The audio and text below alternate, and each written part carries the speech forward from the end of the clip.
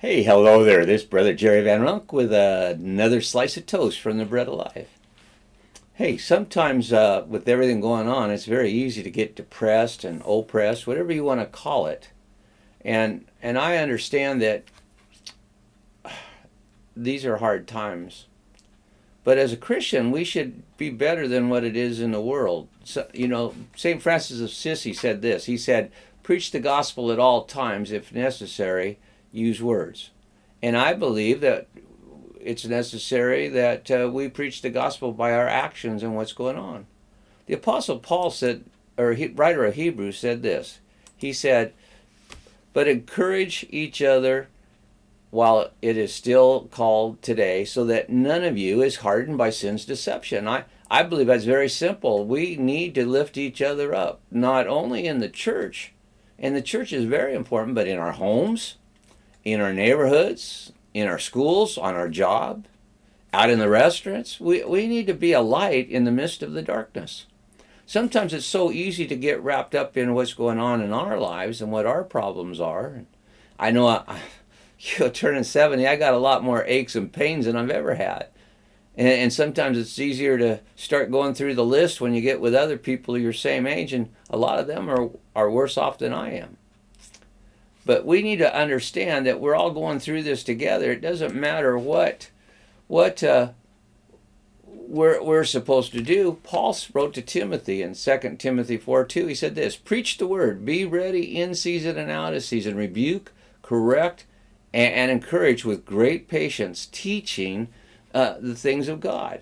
And I want to teach you today and encourage you that you got a purpose on this life, and part of that purpose is that you become an encourager, that you minister the word, you use it to uplift one another. That's what I'm trying to do here. I'm trying to give you a daily slice of toast to encourage you. Hey, I would like to ask a favor of you. If you're enjoying this, make a comment and let me know. I've had to switch my office and we're in a different place. But it encourages me when you check yes or like or you subscribe. It lets me know that I'm hearing from God and hearing what you need. Paul wrote to Philippians 3:15. He said, "Therefore let all of us who are mature think this way. And if you think differently about anything, God will reveal this to you also." If you think that you need to go down the tube and just give up and be depressed and that God's a cloud of darkness over you, there's something wrong with your relationship that you're in. The kingdom of God comes with great joy and celebration. Even when Jesus went to the cross, he wasn't downhearted. He knew what he had to do. And we know that we're going through the end times. We know that we're there. It doesn't matter what I feel or what I think. It's what I'm supposed to be. What manner of person, the writer of James says, Peter says it, what manner of person should I be, seeing as how this world's going to disappear? I believe that we need to take a hold of and understand that we need to be a Barnabas. We need to be an encourager. Why? Deuteronomy 1:38, God speaks to Moses. He said, "Joshua, son of Nun, who attends you will enter the promised land. Encourage him, for he will enable Israel to inherit it."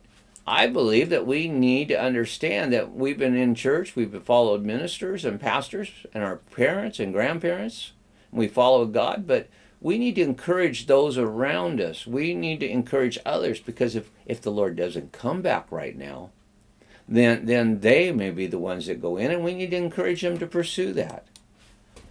Think of Saul's son Jonathan. He came to David in Horesh and encouraged him in his faith in God. There's a future king, and some of those around us are the future church, and we need to encourage them. We need to encourage them in their faith in God. It's not an easy thing, but it's there for us.